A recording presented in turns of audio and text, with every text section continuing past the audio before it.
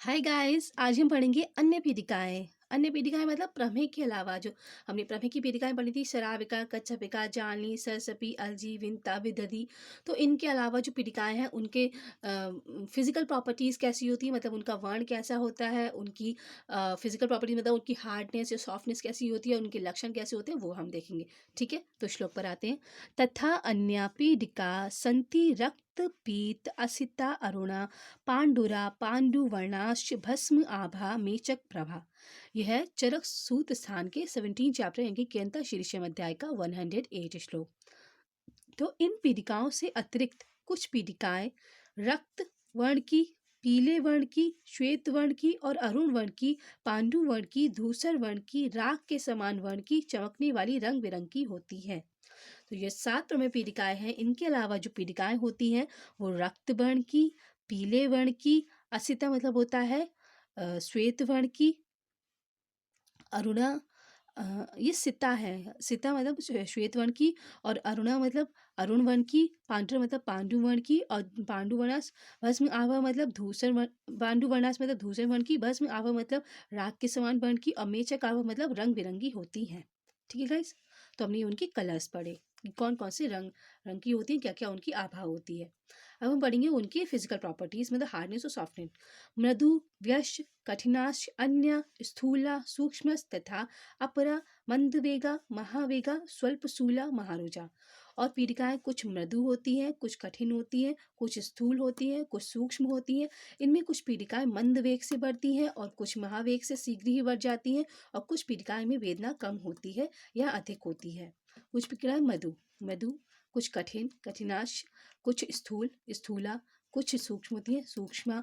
इनमें कुछ पीठिकाएं मंद वेग से बढ़ती हैं मंदवेगा, कुछ महावेग से शीघ्र ही बढ़ जाती हैं महावेगा। कुछ पीठिकाओं में वेदना कम होती है स्वल्पशूला और महारुजा किसमें अधिक होती है। ठीक है गाइस।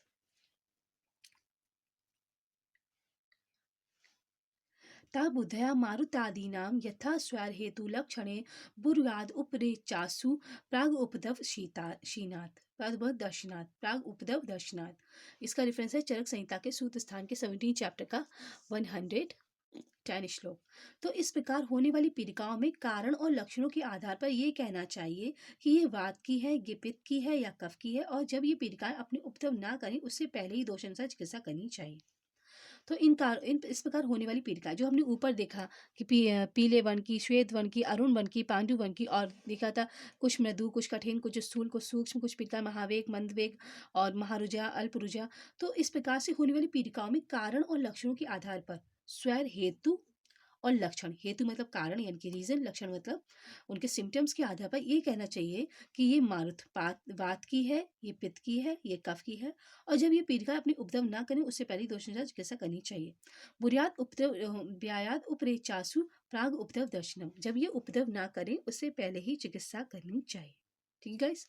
तो ये हमने पढ़े अन्य पीड़िकाएं, उनके लक्षण पढ़े, उनके वर्ण पढ़े किस वर्ण की होती है और उनके वात पित्त कफ के लक्षण पढ़े कि उनके जैसे कि पीले वर्ण की है, जैसे कि रक्त वर्ण की है, तो पांडु वर्ण की है। तो वात पित्त कफ के जो वर्ण होते हैं उनके आधार पर हमें ये पता करना चाहिए कि वात की है, पित्त की है, कफ की है। अब जिसकी मृदु है, कठिन है, स्थूल है, इनके लक्षणों के आधार पर हमें ये पता करना चाहिए वात की है, पित्त की है या कफ की है। फिर उसी के अनुसार हमें उपद्रव होने से पहले उसकी चिकित्सा करनी चाहिए। ठीक है गाइस। तो हमने अन्य पीड़िकाओं के लक्षण पढ़े, उनकी चिकित्सा भी देखी। ठीक है गाइस।